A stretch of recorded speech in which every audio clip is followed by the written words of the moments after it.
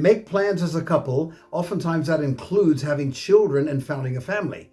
However, there are times when either that doesn't seem to come to pass and we don't know why, or there is a specific and defined reason why it doesn't happen. How do you cope with people commenting on the fact that you may take longer than others to have children?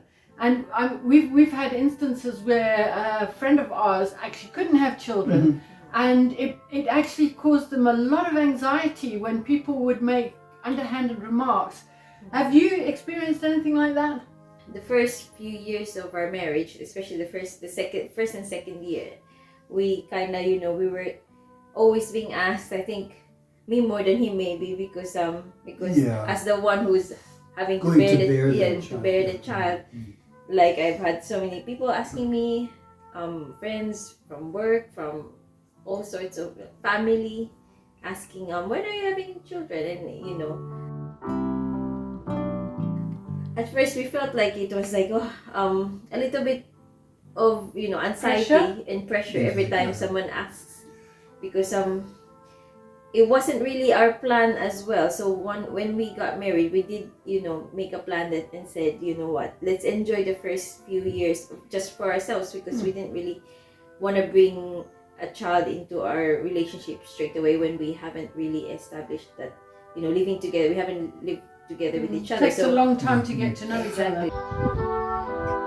I'd like to ask a very personal and very pointed question. It's difficult, but I think there are a lot of couples here who probably have been living or have lived this same situation, which is why we're doing this interview.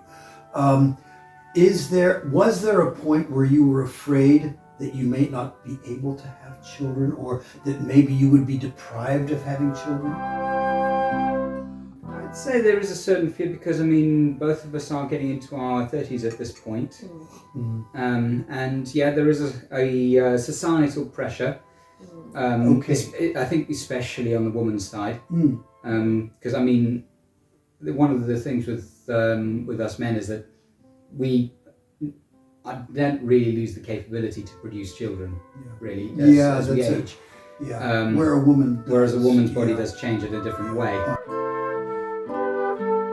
There was a certain amount of pressure, whether meant or not, it did happen.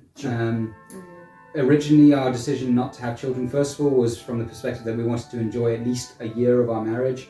And secondly, we needed to be in a better position in our home. Practically speaking. So you're talking financially or space-wise? Space-wise.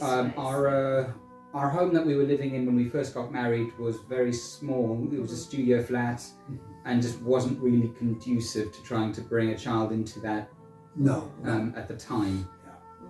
That would be awkward. Yeah, I think over when we managed to have a home of our own where we can actually have children, we went into that phase where we were thinking, it's probably time now, and it's not coming. We're waiting. It's not coming. And as Dave was just saying, we have our biological clock, which is that's what I was going to ask. It's gonna be clock. And that's putting a lot of pressures on ladies, probably my age, because I'm at that stage where they would consider me next year. I would be more difficult for me to have children.